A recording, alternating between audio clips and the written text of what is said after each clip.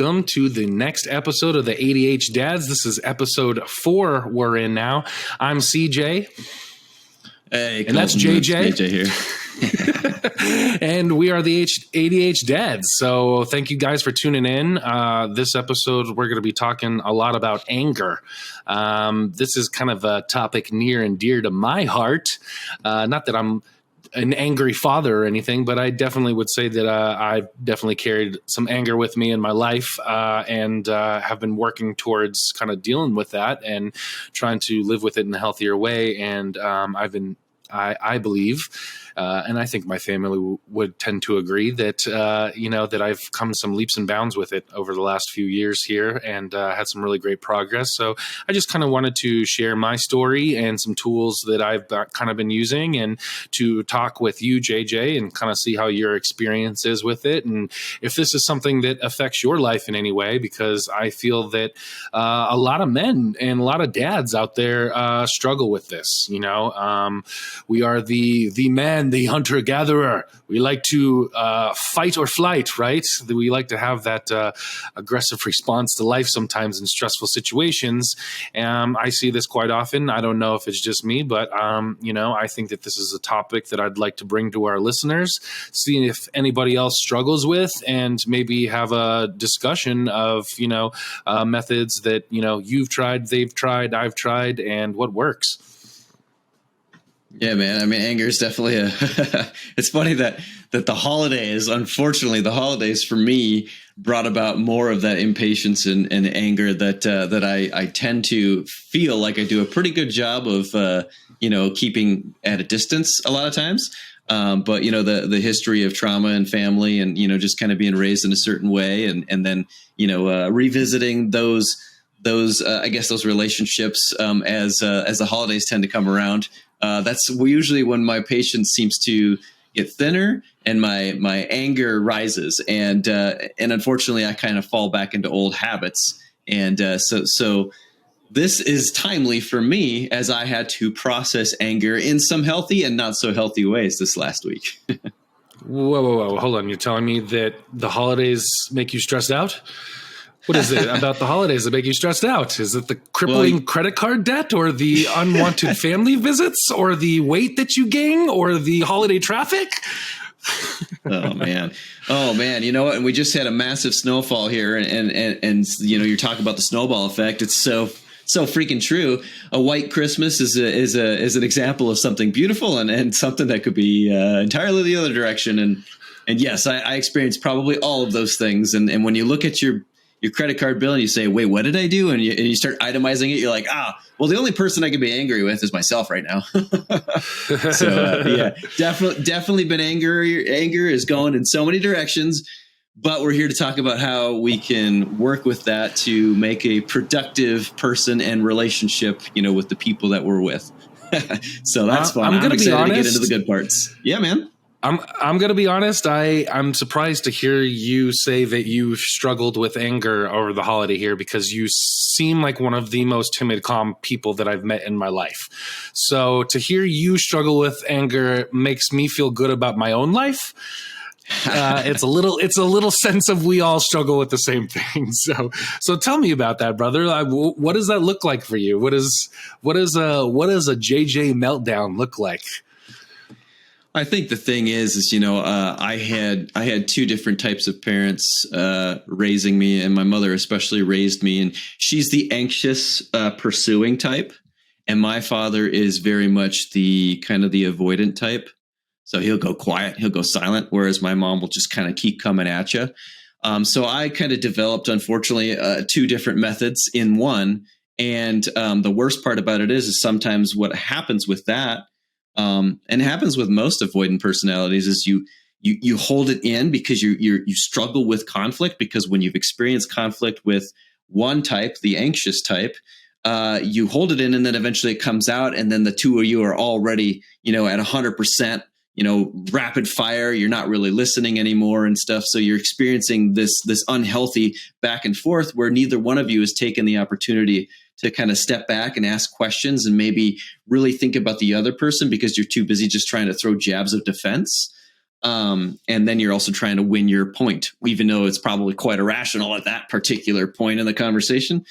So I experienced a lot of that. And then the thing about that is, that was kind of what I had modeled for me for so many years. And, I have to take ownership over that someday as well. But because that was kind of what I lived in for so long, my relationships, whether it's romantic or friendship or even with my child, sometimes what I do is I put my ego in front of the other person's point of view, maybe in front of my own rationale. And therefore, I'm operating out of a place of fear and defense rather than a place of curiosity and understanding and empathy and asking questions. And that's how we usually get, entrenched in our situation, against the other person. So instead of really coming together, we're just actually further pushing each other apart, throwing bombs at each other's trenches and stuff instead of, making some effort to come together. So then, when it comes to my parents' visits, it's hard to manage that because I have this little kid in me and I have the mother that I've grown up with all these years operating in her space. And there's certain things that are always triggers that I experience with her. One of those big triggers for me is, let's say I have something to share and either I get interrupted or I'm invalidated. And if that came from somebody else I'm in relationship with, it might be something that I kind of brush off, no big deal. But when it comes to my mom, it's expected. So therefore, I'm on edge when I'm visiting with her. And then the same thing with my son who has ADHD. He has a tendency to not really listen all the time. He has more of a, this is my unintentional self-centered approach sometimes because he's also a kid. He's got that egocentrism going on. That'll be a trigger in me as well. So instead of being there and honoring my son through care and empathy and, just patience, just slowing down some, I get in that, that anxiety or that anxious mode. And I want to just like kind of hash it out when he's not even aware that we're supposed to hash something out at that time. So I've had both the anxious and avoidant personality types. And unfortunately, in my relationships, when I get closer to somebody, the anxious part comes out more.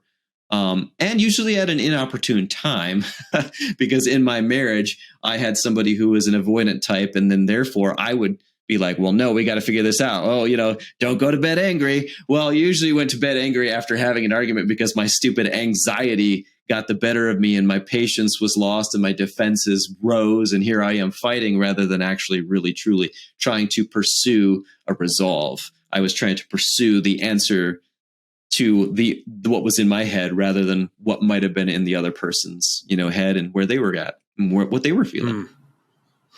Yeah, my dad was a big guy, man. He could carry his voice. He could throw it around his weight, Maybe it was just me being little, but my dad he seemed 100 feet tall.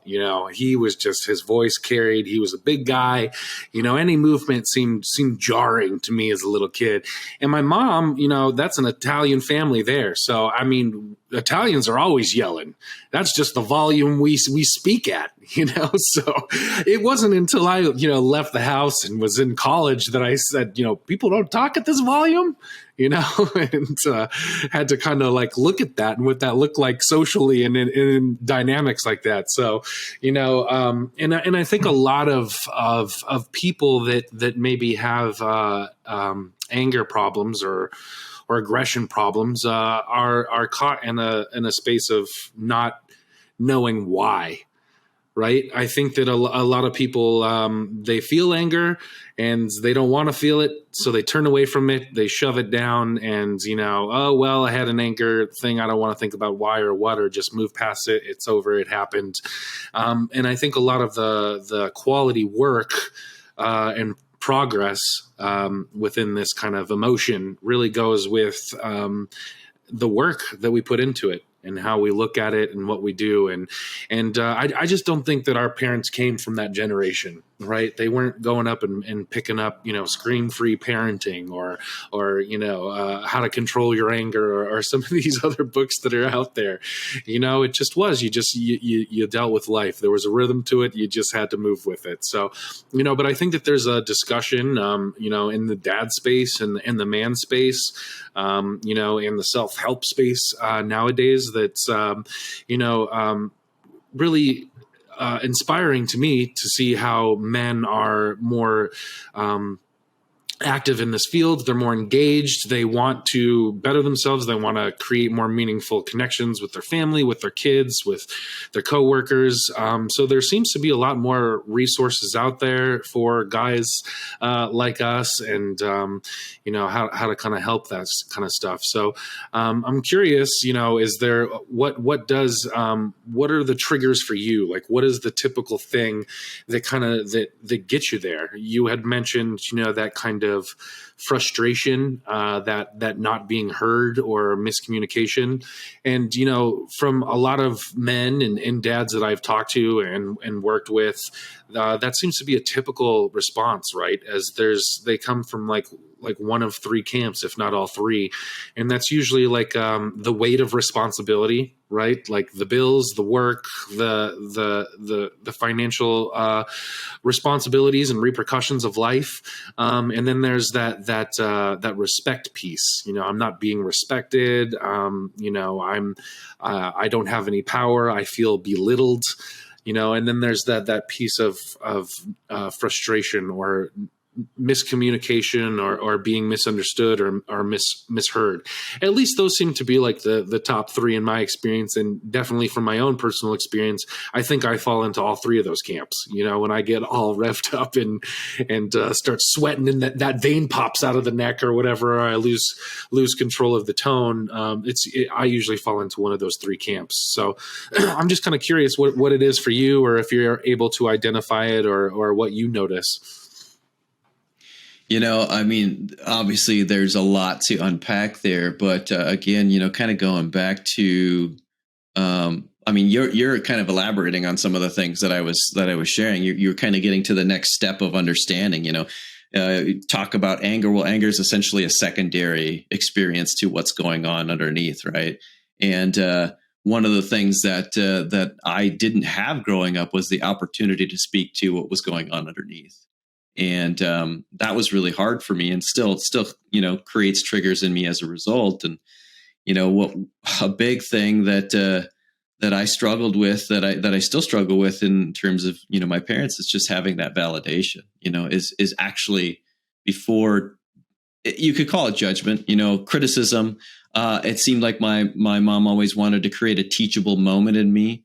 So she would say a lot of times like, well, JJ this and this and that. And I remember there were many times where I would try and open my heart up a little bit to my mom and tell her this is what I'm experiencing. And she would often do this tactic where it's like she wanted to be the parent in the situation. She says, well, if you change this, or you did this, or if you didn't do this, you have a tendency to do this.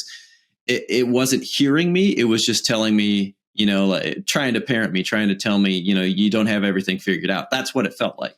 So invalidation was a big thing for me, not really being seen or heard, but more or less being talked to and being told this is how you need to be, which basically, in another way felt to me like, well, obviously you have flaws and you're imperfect. Let's focus on those, and then we'll talk about why that's causing you struggle now. So that didn't really create in me a sense of trust with my parents as much, because I didn't have that ability to go to them and have a conversation for them to chat with me. Unfortunately, I would say too, I've done some of that with my son, and he's really done a good job of pointing that out to me. We were at the Children's Museum fairly recently, and I think I might have shared this previously, but he was gathering up all the toys, and one other kid was gathering up the rest of the toys and stuff. And there's these other kids, quite a few in the room. And I said, well, Cohen, I think you need to share some of these with these other kids. And he goes, why are you only, talking to me about this? Why are you always, coming down on me? And it's like, that's a valid point. That's a valid point. How do I talk to my son in a way that's at first, really trying to understand where he's coming from? So with anger for me, in my experience in life, it's that I didn't ever really feel like I was being heard. So what triggers me now? Well, take for example, let's just talk about in a professional setting. You're doing some good work. Maybe you're starting to really, like what you've created. And then somebody comes along and asks you like, well, why did you do this? And you feel that defensiveness, or maybe we want to see it in this way. And you're like, well, I've already kind of married myself to what I've created. And now somebody's kind of picking it apart and, suggesting that it could be better in this way or that way. Well, when I was younger, what did I get? I got told, you could be better. You could do better. And now I've got somebody in my adult life saying something that in some ways sounds similar, and I'm being triggered.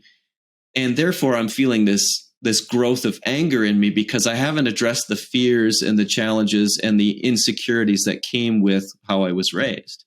So a lot of my triggers when it comes to anger are based in, of course, the person that has been molded and shaped into who he is today and is trying to push away from some of those bad habits in communication and really more or less trying to understand himself better. Because, I have a major belief in people that most people want to be good and do good toward others and want to have a good, happy life. So I generally will go out into the world thinking that.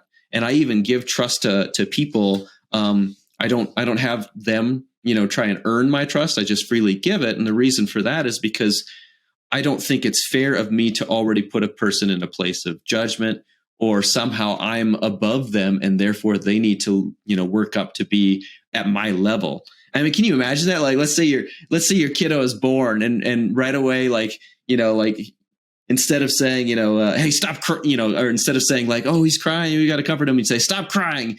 That just doesn't make sense. Or when they start to learn to walk, say, oh, well, you fell over there. Look, obviously you don't know how to walk.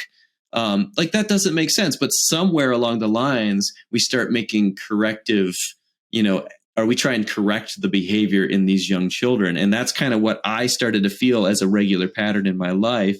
And therefore I get scared of criticism. And instead of being able to process that in a healthy way, a lot of times I revert to that little guy who thinks he's being told he's no good. And there's where my anger primarily exists. And now granted too, my son sometimes out of his ADHD brain, he could be doing this amazing imagination in his mind. He could be creating something beautiful. And for the people around him, oh, he's being noisy, he's being distracting, he's being, something's just kind of, bothersome in his behavior. And here I am as a dad, not really understanding him, but instead trying to understand the situation as other people see it. And therefore I start to suggest to him, hey, buddy, I need you to calm down. And maybe he's not. And then I get more impatient and worked up about it. Whereas, I'm doing kind of something similar to what I experienced. And that's not really learning who he is and what are his gifts and how can I cultivate a situation of growth and power in him rather than stifling that. So I guess all this being said, the anger kind of comes back around to who I've been, my insecurities, and how do I practice something healthy and in response to all that. Yeah. It's funny because, if I sit here and I really try to think, I don't think I can tell you one scenario in which anger has worked purposefully in my benefit. I mean, really, unless it's been like a fight or you're defending yourself or you're in a violent situation that you're backed into a corner and you need to get out of, what good is anger? When have you brought it into a professional environment and you've walked away both winners? You felt like when have you brought it into your marriage and it's worked? When has it worked out as a parent? I mean, really, it's like you said, the secondary emotion that we've prioritized in our lives for so long, and it's this ingrained instinct of this fight or flight that we needed when we were these mammalian primates, trying to survive in this crazy world, but now it's taken on this crazy existential weight to it, right? Because there's that flight or flight is almost dissipated from our lives completely, and the fight or flight is now this existential crisis. It's a test. It's the meeting at work work, it's the deadline, it's the kid's graduation, or the whatever the responsibility is, the bill that you got to pay. That's where the fight or flight is coming in now, right? And we take everything, like every scenario that we go into is a battle in our minds. You either got to run from it, or you've got to violently be the aggressor to conquer it, dominate it, overpower it. So how do we, in all of the evolutionary existential, progress that we have on our heads here, how are we able to kind of pull ourselves back and realize it's a tool in a secondary emotion that's sparking something that needs to be handled, in our lives, in our communication, and in whatever's going on that we don't like, and it took me a long time in my life to think, how can anger be a tool? I never looked at it like that, through a good chunk of my life. Anger was not a tool. It was something to never feel, use, implore, walk with, or think about. And I think the mindset of that in a long time made it very destructive and controlling in my life. I would maybe have a little bit of dominance or control over it for a short period, and maybe could implore some methods here or there, or push it down for long enough. But when it came up, as it always would, it was this bubble effect. It was this exploding effect, and it could be anything from sound stimulation, with 3 kids and dishes and music and toys being thrown around and yelling and screaming and fighting, and, just the simple stimulation of sound can just like make the face turn red, and the blood pressure start going up, and short breaths, and something just as simple as that, just as something as simple as daily life, and again, I think I saw a lot of my dad and my mom do that, and I carried that with me into my 20s, when I would get stressed out or overwhelmed in certain scenarios of life.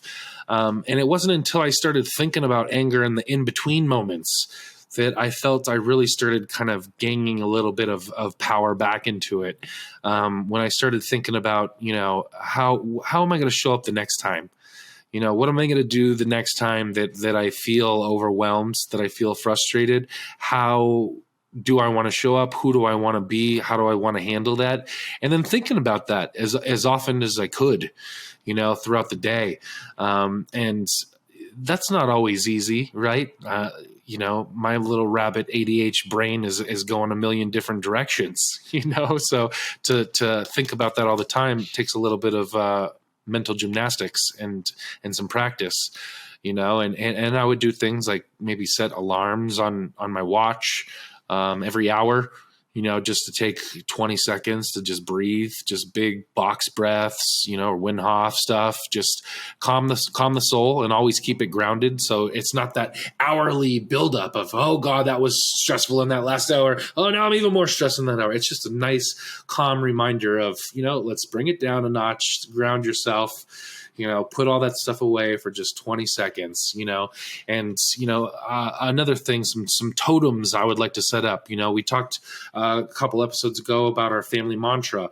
I got that plastered. I got our family one plastered on the wall over here with our photos. I've got one above my workspace here, above my desk. That's my own personal one. So everywhere I'm going in the house, I'm seeing that family mantra there, that personal core statement here, who I want to be and how I want to show up. They're just all over the house for me to just catch my eye on. And yeah, I don't always pay attention to them. Sometimes you just walk by and you don't even look at it, but they are there for me, to remind me. And I'm not wearing one today, because I just did cooking with the kids here, so I just took it off. But I usually wear a bracelet around my wrist here, some beads, some minerals and crystal beads, and I'm not really too into that kind of stuff.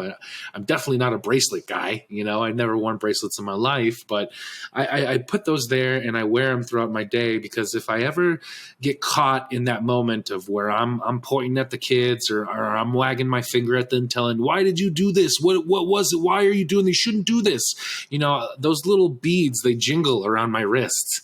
And they stop me in my tracks, and I catch myself waggling these noisy beads as I'm pointing my finger at the kids, and I can pause and I can stop, and it can bring me back. And I've put intention into that bracelet. They're the calming crystals.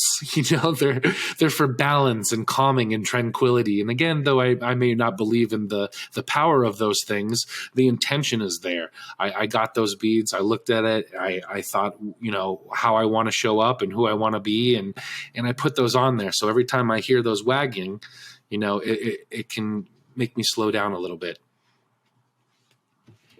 Yeah, man. One thing that that I try and create sometimes, like saw somebody bouncing around in the background there. I try to make a metaphor or something, regarding emotions and stuff, and then I try and remind myself about the coping mechanism. Anger is a coping mechanism a lot of times, but it's usually a coping mechanism that we can't rely on in ourselves. It's very much it's destructive most of the time.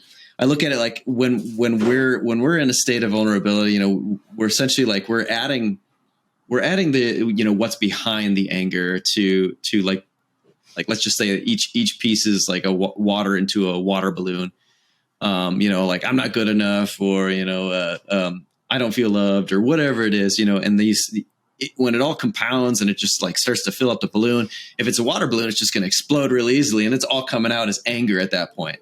And we're no longer labeling the individual pieces that have brought us to this point, but instead we're just acting out of that anger because it's just exploded. It's in our face.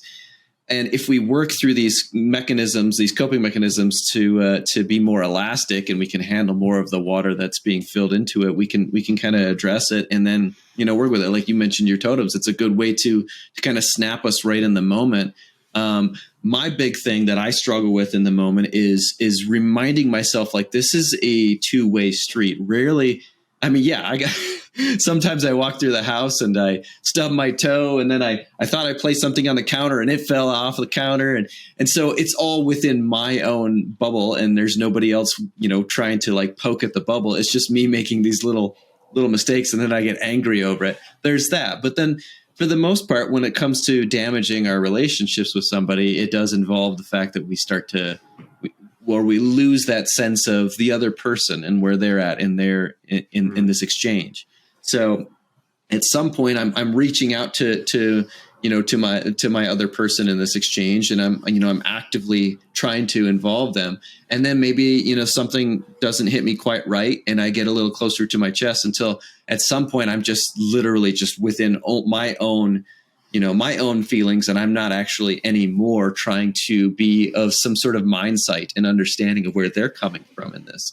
And that's where we get in trouble. When we've gotten to that point, the balloon's exploded, and I'm just going to fight for my position here. And usually that's the one. I think there's a Chinese proverb that says something along the lines of like acting in a moment of anger, or acting with patience in a moment of anger will save you 100 days of sorrow. The anger part, like when we're fighting out of anger, we're actually doing more damage that takes more time to repair than when we sit back, which is so hard to do when we're not facing forward, but instead we're kind of leaning back and suggesting, well, here's where I feel angry. This is what set me off.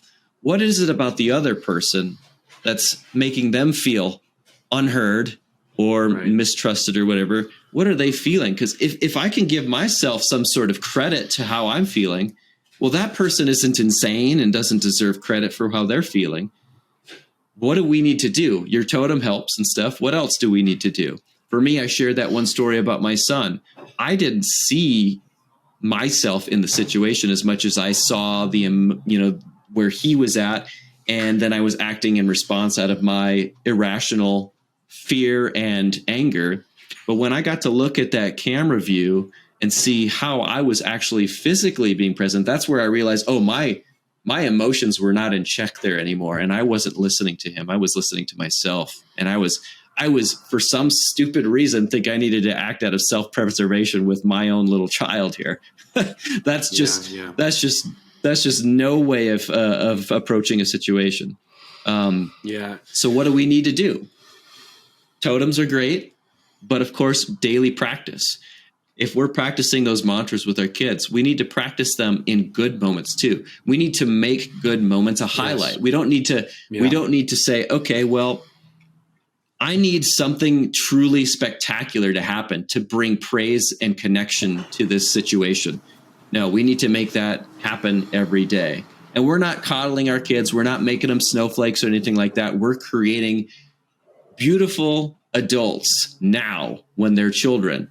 We're raising them to be extraordinary adults now by giving them this gift of appreciation, of acknowledgement, and not focusing in on, again, we talked about reactivity last time, not focusing in on our reactivity in our irrational brain when those flood of feelings come out as anger. Well, and we're talking about ADHD kids here too, right? And, we've talked about kind of what is maybe the difference between this and quote unquote normie or neurotypical kid, right? And I think that, ADHD kids are emotional. Kids are emotional in them sense, especially in adolescence and preteen and all of our pubescent stages. Emotions are at the forefront. They feel out of control. They feel real. They feel intense, right? And I think for the ADHD kid, those emotions are just ever more present and ever more real and ever more powerful, So having the skills and the tools and the ability to calm ourselves, control our emotions, and deal with anger in a healthy way in front of our kids, for our kids, will just benefit them, I feel, so much in the long run as they're maturing into adult relationships and work environments, so giving them the tools to handle this stuff and show up for them and talk about emotions in a safe way, I think is like ever crucial here, and we were talking about kind of the triggers of anger here, and I think that validation piece is probably the most predominant out of the three that we talked about, right? Like the kind of the weight of the responsibility, the respect aspect, and that validation piece, that piece of I'm not being listened to, I'm not being understood, is like the one that really seems to get the blood pressure going, right? And if we could all implore that kind of that mental space that you're talking about and that curiosity where instead we're not looking to dominate our perspective in this talk, but rather are curious to find out what is making the other person angry or emotional. If we can both come from a place of that, I feel is really the benefit of dealing with this. Because like you said, when you're in it and you're feeling the emotions and the shit is hitting the fan, it's hard to remember all the Wim Hof methods and the count to 10 and the identify 5 blue things in the room and do the ABCs backwards or sing a song, right? Like all of that shit's out the window because you're in the moment of my feelings are the most important thing right now. And I have to convey that to this other person, even if it means getting loud and demonstrative. But if we approach it from a place of curiosity, silence, respect, validation, and empathy, then we understand more. And with more understanding, we have more tools to calm down, to combat. And like we're saying, it's hard in that moment. And I've said this before on some previous episodes that we've done. I think that the work and the success of dealing with your emotions and anger here isn't in the moment. It's the 90% before and after. It's what you're doing when you wake up in the morning to set your mind right, to get into your headspace, to take your you time, to meditate, to practice gratuity, to think about how you want to be intentional for the day. Those are all very important things to do in your day to avoid those blow up moments. You have to have the totems, the alarms, the mantras, the moments for meditation and reflection and thinking about how you want to show up, intentionalizing your anger and how you want to react when shit hits the fan. And guess what, buddy? That ain't going to work either. Doing all that prep work, you're still going to fail, and you're going to have to to show up afterwards and apologize and admit your responsibility and your blame in it. Because if you carry that attitude of well, I'm still not being heard and all poor is me and my voice is the loudest in the room, you're going to get nowhere. You have to humble yourself a little bit and say, you know what? I didn't show up. I'm still trying to work on this, to deal with this, to live with this. And I think, again, a lot of that work comes in the before and after. And if you work on those two things, the preparatory and the after action review, then I think you'll start chipping away at that 10% there that remains in the moment freakouts and breakdowns. Yeah, man. And I'll say this much, you mentioned the ADHD kids and feeling emotions. My son definitely has the emotions come out in big ways. And I say in big ways because, it doesn't mean it's big ways and it's not bad. Sometimes there's blow-ups. Sometimes there's extreme joy. I've had just a moment where he turns to me and says, I love you, and gives me a big hug because he's feeling the emotion. I want to encourage that. I want him to explore that, and really just, I don't want him to feel like he's got to, hide certain emotions. So how do we handle anger? Well, sometimes we need to put action to our anger. You don't want to just like throw a fist at somebody because you feel hurt by them. A lot of times, taking action based on your anger can result in some, positive direction. I'm actually listening to a book, the book by Michelle Obama, Becoming, where she talked about how she experienced various levels of injustice or just, being treated differently. And she didn't put up with it. Sometimes she just voiced her thoughts right then and there. And she even talked about a moment where she went into a fist fight with somebody and then gained the respect. The two of them gained a respect for each other because they understood where the other one was coming from. And so being able to put your voice out there and saying, no, I don't feel this is fair. I don't feel this is justified. And then making a case for yourself, I think, is a very powerful thing. So that's one area where I would say anger can be used for a means of productivity. My son at this play area we were at recently, he was going about play just like a bunch of the other kids. And there was this one kid on the ground. They were all kind of tickling him. And I don't know, I didn't see what happened, but apparently they started pulling down this kid's pants a little bit, which this is a public space. So maybe pulling down the kid's pants isn't the best idea. Mom came over and she grabbed Cohen's arm, but it wasn't like I'm going to pull you away and be any difficult. But Cohen felt hurt. And then these kids were pointing, saying, well, he was the one to do it.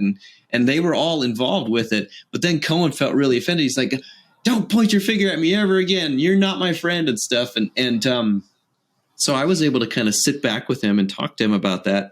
It helped that I didn't really see the whole situation and kind of make a judgment call for myself. I could be curious more. So I asked him, what's going on? And he was very upset, saying they pointed their fingers and stuff. I said, yeah, man, that's hard, because basically what happened, from what I understand, is everybody's involved in the situation, but sometimes we don't want to have the finger pointed at us. But then you had more than one kid pointing the finger at you. So you felt called out, but you weren't, you were a participant in the situation. So yeah, that stinks. I wouldn't care for that either. How about we have a conversation about that with them and see if we can get somewhere with it? And so he went over. I actually let him walk over to the group, and the mother who pulled him away initially, she was there as well. And I just kind of watched.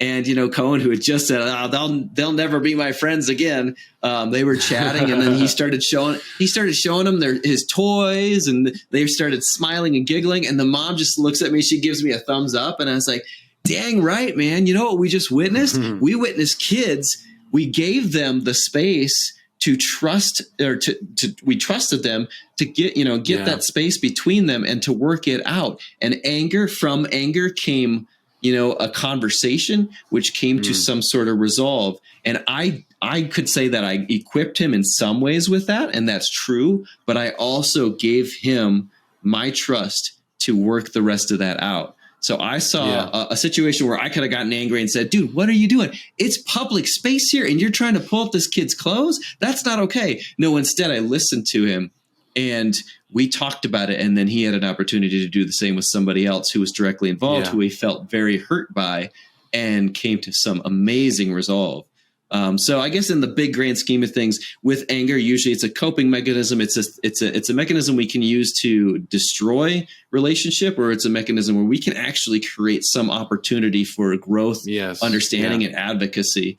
And I've heard it said before where justice isn't truly justice if you haven't forgiven somebody first. It's then, therefore, it's revenge. I see it working out in children so much where they take the idea of justice in these little micro moments of time where we're like, oh, it's just kids being kids.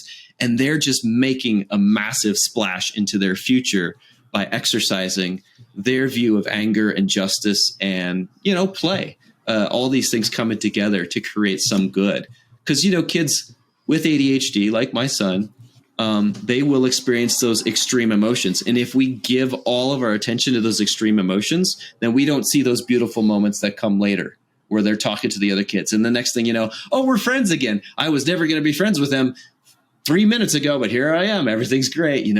This is something that it's more complicated as you grow older, but it also doesn't have to be so complicated if we give ourselves the pause, the breathing, like you said, and the opportunity to have space and then talk about it. I learned something about this person. I was angry with them, and then I learned about them, and now we're understanding each other. Yeah, I really liked what you said about, how anger can be used as a tool, an opportunity to discover something or deal with a situation or pull a win out from it, right? And not just about destroying relationships, because I think that is what I was trying to kind of say earlier, that I think that was really like the powerful shift for me in my mindset and how to combat this, right? And it wasn't, God, this thing is destructive and it ruins every relationship. Every time it rears its head, it fucks shit up for me, And it was the shift of like, well, great. What a great opportunity this is to have some really great discourse and dialogue and figure out what's going on between two people. And once I started looking at it like that, what a beautiful, beautiful opportunity this is, because I'll be honest with you, man, I'm a huge believer in, the growth through trauma, and that life offers you lemons sometimes, but if it didn't, then how would we get that sweet, sweet lemonade, man? Life throws you some hard, hard stuff. And it's not always easy to have the mindset of, I'm going to grow from this and grow. Sure. Look at this adversity and this obstacle. What a great thing for me to grow and become a better person, right? You never have that attitude when you're going through the thick of it, right? In divorce, you lose your job, relationship, love, finances, whatever. I mean, all you can see is that torment, that anger, that hurt, and all the bad stuff. But from those experiences in my life through time, patience, effort, and curiosity comes some real growth potential, man. I've walked out through every hard thing in my life a better person because, you take the time to learn from it, and I know that's not always easy for people to say, but I think that kind of mindset can be applied here for anger too. That this isn't something that's here to destroy your life, but it's something here to like a little light bulb in your brain going, let's be curious here. Let's see what's going on here. There's something to uncover here. You don't have all the information yet. You don't have all the all the bits to this. So that's why that little anger piece is going on, saying we don't understand everything here. We feel invalidated. We feel frustrated. We feel unheard because we haven't taken the time to be curious and get all of those missing pieces yet. So I really like what you're saying about the creating space aspect of this, because I think that's what the superpower is in that 10% moment that we're talking about while the shit's hitting the fan and your blood pressure's rising and your tone of voice is starting to get louder. What can the tool be? And I think it's that creating space methodology. I've really been trying to implore this seal it, feel it, and heal it before I deal it kind of mindset. I like a good wordplay and some good rhymes. Again, these are totems. That's a verbal totem for me in my mind. That's seal it, feel it, and heal it. So when I feel that blood pressure going up in my body and stuff, what's the first thing I got to do? Seal it, man. shut your lips, seal the lips, and let's not do any more damage here. Let's pull it back. Let's create some space here. Before I go pointing that finger and wagging it at everybody, telling them what they've done wrong and why I'm right, let's just seal it for a minute. And then the next one is feel it. What is this feeling that I'm feeling other than anger? Because like you said, this is a secondary emotion. So let's uncover the anger. Let's dust off the anger of this. What's underneath that? Is it frustration, sadness? What's going on? Let's just sit in that, man. Feel it. Feel it to your bones. Don't run from it. Don't turn from it. Feel it. Ask yourself some questions. Why? How? What's going on here with it? Once we seal it, feel it, let's heal it, man. Let's empathize with ourselves. Yeah. What's going on? It's okay. I want to flesh that out even another step further. One of the great exercises that I've learned to manage this. You mentioned the feel it part. I think one of the most powerful things we can do for ourselves and for the people that we need to serve in relationship with, especially when we're in anger, is to separate out the thoughts and the feelings. Your feelings are going to be real. Those are not something that can be argued against, right? Because you are truly feeling this. You're feeling angry. You're feeling sad. Now we should really first identify the thoughts. So I think this, and that makes me feel this, because when we do that, we usually create a rational person, a rational thought.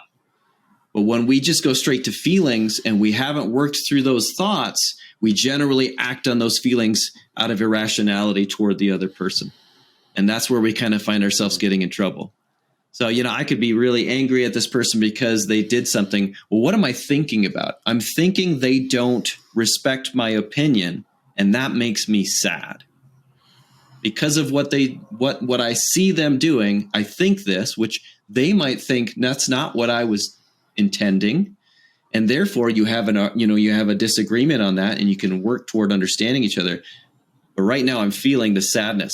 I want to get through the sadness by working through each other's perspective. So I think this way. It might not be rational. I might not be seeing it right. Let's talk about that. And now we can address those feelings. And usually those feelings get resolved much more quickly when we have the opportunity to step back and parse that out a little bit. I was listening to another podcast, and the guest was talking about 9 steps for managing a meltdown. Google that. She was also saying, that most people don't get past the first 3 steps, that usually the meltdown kind of course corrects itself by step 3, but there are 9 steps. I definitely recommend going out there and Googling 9 steps on how to manage a meltdown. But I just found it kind of interesting because the first 3 steps were be silent, validate, and empathize. And usually if you do those 3 things, the meltdown stops. And I thought, God, transfer this to adults, right? That's what we need too. This works for a 35-year-old man the same as it does for a 5-year-old kid, man. That's all that we want is we just want to be listened to. We just want to have our words validated, and we just want to be empathized with. We just want us to be told that we're right and that people understand and that what we're feeling is real. Right. And I just think that that's just so powerful, and some of the other steps are worth taking a look at too. They were about asking how they would like to solve this problem, and if it still doesn't get there, then it's maybe about asking about, well, would you like me to help you solve this problem? And if the answer is yes, then you move on to step 8 and step 9, step 7, step 8 and step 9, which is categorizing the 2, right, into things that you can change and things that you can't. And, how can you, and then the next step is how can you deal with the things that you can change? And then the last step, step 9, if you make it that far, is how can you accept things that you cannot change, right?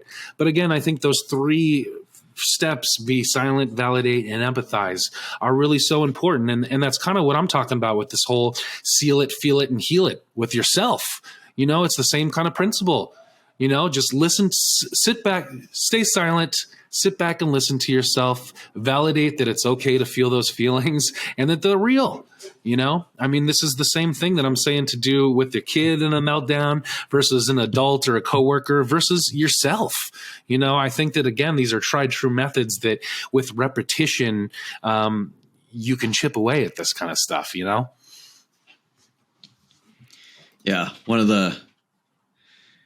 That just makes me think about, really kind of truly facing it head on. A lot of times what gets us in trouble is our patterns of toxic, cycle of behaviors and stuff. Taking extreme ownership of your part in it is a big deal. And if you've gotten angry with somebody, really taking those steps. And then in addition, like the thoughts and all the things that go into why am I here? Why am I feeling this? And then, don't even think about the other person until you've also thought about yourself. And be totally honest. The worst thing we can do is, well, probably not the worst. There's a lot of worse things, but one of the bad habits I think people do when they get angry is they try and find a reason to justify it. Is anger justifiable? Sometimes yes, but a lot of times it's not. A lot of times it's to that point where we've lost our patience. We've now gotten to a space of irrationality, and therefore we are now feeling angry, and then we use too many justifications to keep ourselves in that space rather than really addressing things. What's the problem? I want to ask anybody and everybody, what's the problem with owning it and actually giving a true apology for it? Right. I don't think there's anything wrong with that. I think that's actually the way you build trust. One of the core ways you can build trust with somebody. So how can we lock our ego up and do that? Yeah. Yes. How do I apologize to somebody? Well, if I'm going to take extreme ownership of this, I'm going to really face myself, my inner demons. We all have them. I'm going to have to address myself. I'm going to have to say, this is what I did wrong. This is how it affected that other person. I need to be fully remorseful. I need to suggest ways that I'm going to apologize, true apology, and I'm going to suggest ways that I'm going to make it right, or at least I'm going to work toward being better. Because then that doesn't give me an opportunity to justify why I'm upset. That instead gives me an opportunity to build a better relationship with this person. Yeah, that extreme ownership piece, I think, is really crucial to this. That accountability, owning your part in it, and to stop that finger pointing, that wagging that we're talking about. Jocko Willink's book Extreme Ownership was a really big book in my life too, as far as looking at each scenario with no blame, with no finger pointing, taking you don't even concern yourself with that. It's all about just what could I have controlled here? How could I have communicated, even if it's somebody's fault, somebody missed a deadline? It's still our responsibilities to there's still things that we could have done in our part and manage our part in it. And I think that book was just really eye-opening to me, and to step out of the victim mentality of, well, there's always somebody that, or a reason or a scenario that, didn't work out in my favor or didn't land me with the ideal set of circumstances or the right tools to do so. It doesn't matter. I have to take that extreme ownership piece, and that's the only way that I'm going to find the growth from it and become better, is if I can be honest with myself in a non-judgmental way, and own each piece of what I could have done better, and how I would like to recover and grow the next time round, because a lot of us just, it wasn't my fault. I couldn't have the thing. I didn't have this. I didn't have that. I was late. My shoes were missing. I forgot my wallet, or whatever the thing may be. But, and those things do happen, and they are valid reasons, but, they're just not good enough. If you want to grow, they're just not good enough. You have to be able to ask yourself the right questions to get there and to grow. Yeah, absolutely. And one thing that people should keep in mind here is that we're not talking about shame. We're not saying something like, I'm so stupid for this. I did this wrong. I can't get things right. No, we're not talking about ownership in that way. We're saying, I made a mistake and I'm owning up to it. This is something that I did. Here's the steps that I can, take to make it better. For example, I went through a divorce, and at a time I was definitely using the words she, her, so on and so forth, more than I was using the words like, this is what I did. This is who I am. And we both made mistakes. We both did some things we should not have. We both acted out of anger. We both made a lot of contributions to the, basically the destruction of the family. And that's awful that happened. But what good would it be if I were to take that and say, well, she did all these things. Now that I'm going to go, into a new relationship, well, I don't have to think about her when really all I'm doing is, thinking about her. Or I can take, this is what I did. This is how I responded to things that I felt weren't fair. And I've moved past that. And here are the things that I did that were a mistake. I did not give her the space. I did not validate her in these ways. And I can learn and grow from that. So I'm not saying, I'm a shameful, horrible person. I just made all these mistakes, and the dismantling of my family was all my fault, and I'm terrible. No, instead, it's an opportunity to really say, I own up to this. And now I have an opportunity to actually model the person that I'm really truly am destined to be through this process. It sucks that sometimes major feelings get hurt, and people are hurt through the process, but that doesn't mean that we have to live in that process and say, yep, I'm terrible because this. Say, no, I'm a capable human being because I'm aware and I take ownership of that. We talked about earlier about how that creating space may be the superpower in the moment, and I think that the other superpower when kind of dealing with anger or high emotions is grace, right? We have to have a little bit of grace with ourselves. This isn't something where you hear a podcast and you just operate with the standard now. Like, this takes work. It takes practice. It takes many days, weeks, months, if not years of putting this into effect and thinking about it. And with that practice comes a lot of failing, a lot of tripping, a lot of falling on your face, and a lot of having to recover with grace and dignity. And if you're sitting there with that shame and guilt all the time, just beating yourself up, just berating yourself in your head because you slipped up again, that's just going to fuel that little anger monster in your pocket. You have to have some grace and forgiveness and say, you know what, I fell, but I'm going to get back up. Here's what I learned. Here's how I want to show up next time. And here's who I want to be.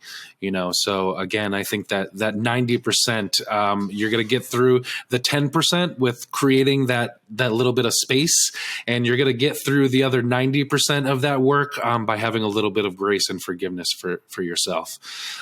So yeah, man, this has been a great talk.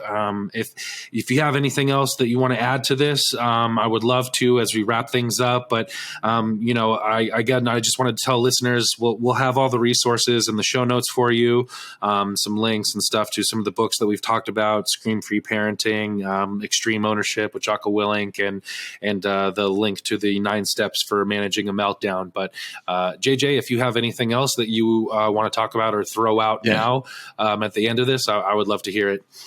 I do, and this is a big one for me. The word that I've kind of come back to a lot of times is escalation. Escalation is something that I think everybody struggles with at some point when it comes to anger. How do I make sure my voice is heard over your voice? I can escalate the situation. Some parents, believe in, corporal punishment, and that's a topic for another time. My view is that that's a form of escalation, and that causes our children to, be overpowered. And it teaches them the opportunity that they could overpower somebody else when they're, when the situation is escalating. Or I can escalate, with my kiddo by he's out of control, and therefore I'm going to get louder and I'm going to be out of control. I'm escalating the situation to the point where I've won. And in fact, it doesn't do that. And it models to him that if he just continues, if he escalates higher, then he has the opportunity to win this situation. And win is not, accurate. You're really losing out when you escalate. So the big thing that to me that I've learned over time with a kid who has ADHD is, they're gonna go from 0 to 100 awfully quick sometimes. Do we want to go to 110 and be totally out of control and run this into this out of control vehicle into a pool? That's not going to work.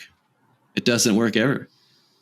I've never seen it where a place of escalation actually results in progress. I've seen it happen only the opposite direction, at least in my my situation and my, for what I witnessed through others and what I've heard from their stories. And when you are experiencing a kid who has ADHD, who is, seemingly out of control with their emotions, I've seen such a drastic turnaround when de-escalation tactics take place. And what does that look like? Sometimes It just simply looks like with a crying kid who's screaming, which I experienced this last week, a crying kid who's screaming. I just got down at his eye level and I just stared at him and had my arms out, and he cried and he came into my arms, and then he was calm within a minute, and then he was back to playing and having a good time.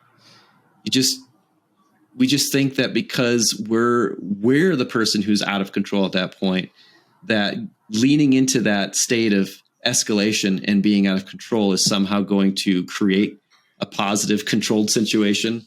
We're fooling ourselves. And we have so much evidence in our own everyday experience. We can look back and realize, yeah, that really didn't actually result in a positive change here.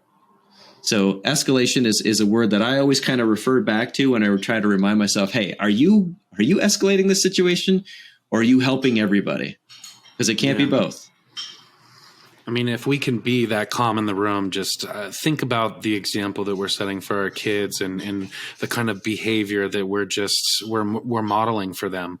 I really, that's the kind of parent I want to be. That's the superpower that I want to have here is to be able to be the calm in the room. I think, I've talked about the kind of parent that I want to be, in the sense of wanting to create the safest space for my kids to be able to come to me and talk to me and open up about the obstacles that are going to present themselves in front of them in their lives.